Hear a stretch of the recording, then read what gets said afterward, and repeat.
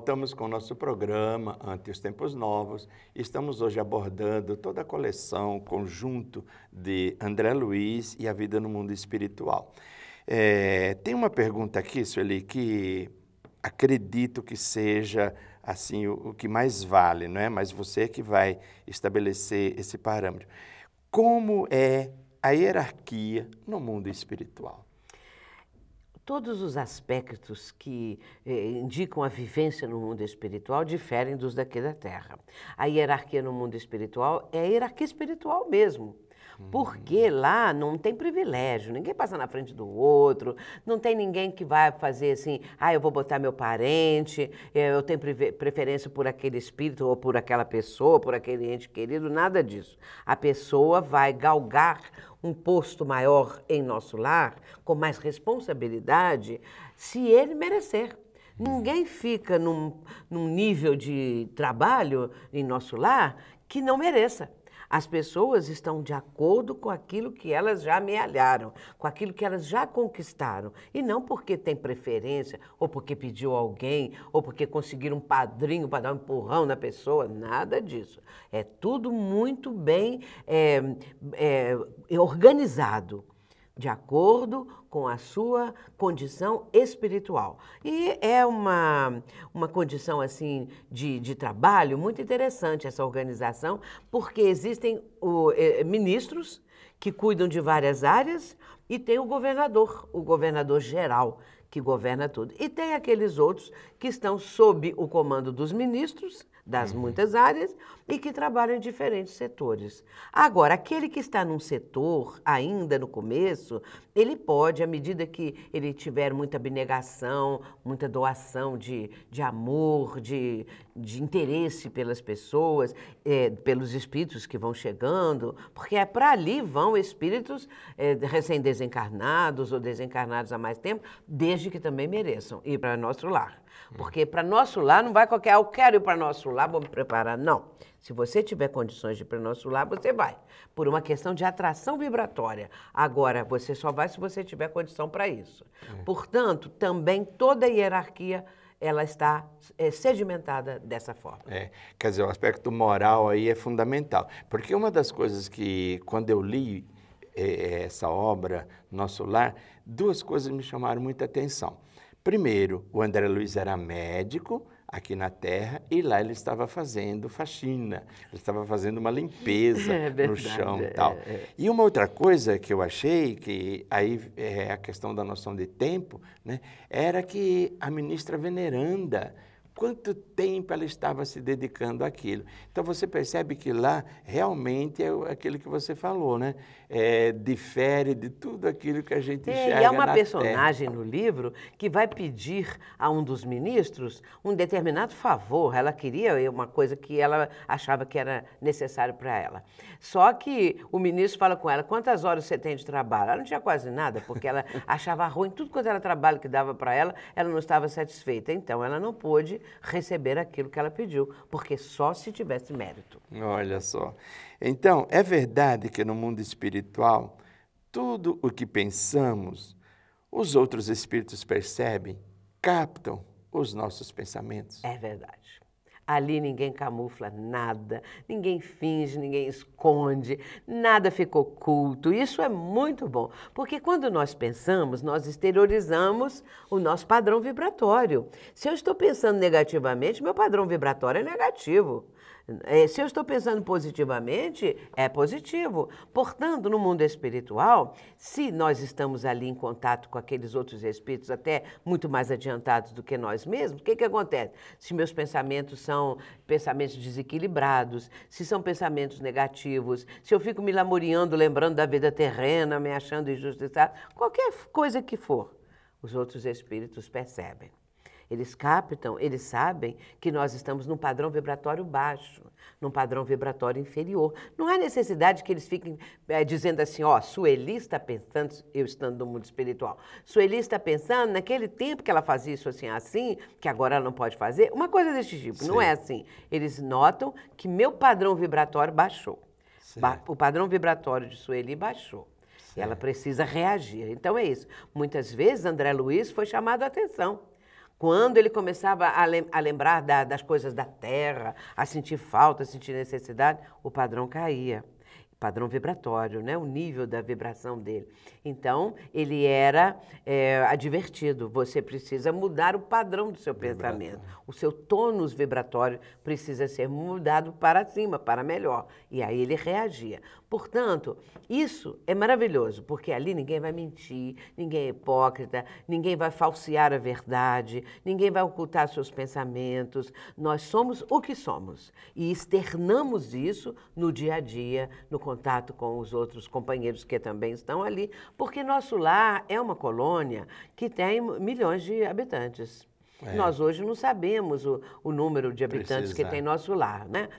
As pessoas às vezes dizem que não dá para compreender essa questão de reencarnação, de ir e vir, não é? Porque como é que fica isso? Não é o número de habitantes, a população. Claro que é um ir e vir. Então, como diz Leon Denis, no seu livro O Problema do Ser, do Destino e da Dor, o Leon Denis vai dizer que isso é a espiral evolutiva. Portanto, essa espiral evolutiva ela vai não crescendo. E aqueles que hoje estão aqui encarnados vão desencarnar, ficam no mundo espiritual, os que estão lá vêm e assim vai. Há uma sabedoria nisso. Olha que coisa interessante que você colocou aí que eu não tinha percebido. Como eles leem o nosso pensamento, então se você pensar na frase de Jesus, não há nada oculto que não venha se tornar público, quer dizer, é uma constatação que o nosso lar está trazendo. Não há nada oculto que não venha ser revelado, né? Tornado-se público. E isso é uma realidade. A boca fala que o coração está cheio, não é? O homem bom traz o bom tesouro dentro do seu coração. Quer dizer, o homem mau, ele traz também a todas as suas condições desatinadas, desequilibradas no que ele fala, no que ele faz. Ele pode até tentar ocultar, mas um dia, de repente, cai a máscara. Né? E assim sucessivamente na vida. Agora explica uma coisa, Sueli. O que é o umbral? Umbral é relatado no livro de André Luiz, O Nosso Lar. Mostrando que espíritos atrasados, criminosos, espíritos inferiores, eles não têm condição de ficar em planos superiores, porque o padrão vibratório é baixo. E ali a lei de atração, de sintonia, de afinidade, aquilo tudo que sempre a doutrina espírita nos mostra.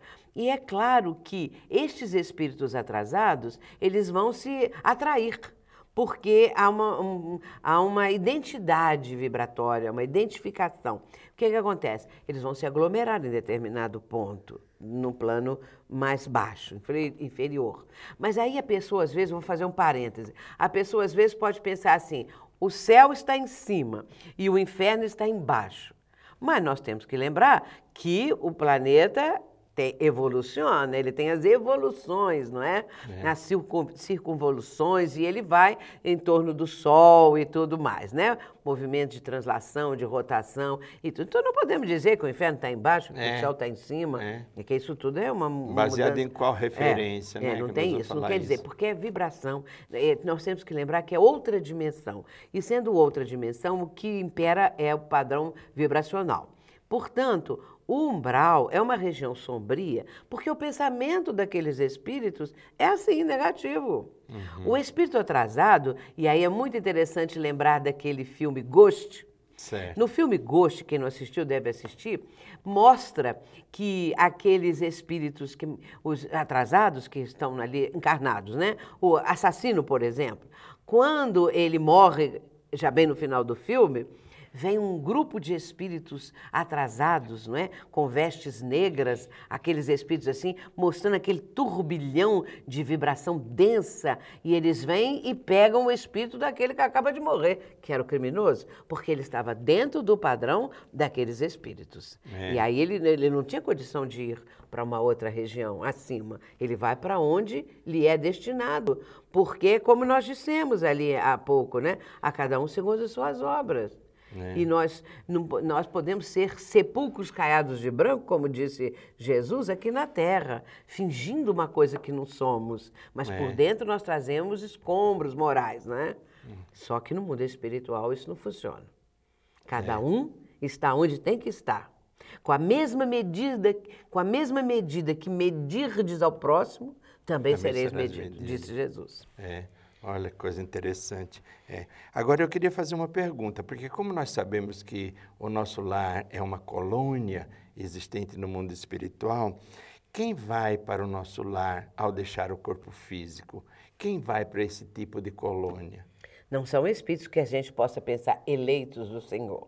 Não são privilegiados. São aqueles que, diante de tudo que nós acabamos de falar, têm uma vibração consentânea com o padrão vibratório desse plano espiritual. Seja uma colônia, porque também existem aqueles postos de socorro. Certo. O posto de socorro de Campo da Paz é um. Existem outros momentos ali, outras circunstâncias que o espírito pode ser destinado para aquele local, de acordo com o seu momento, de acordo com a sua condição, mas ele depois pode evoluir, pode progredir, porque a evolução é um determinismo da lei. Nós vamos sempre evoluir. Portanto, quem vai para nosso lar é aqueles que estão de acordo com o nível vibratório da própria colônia, não é?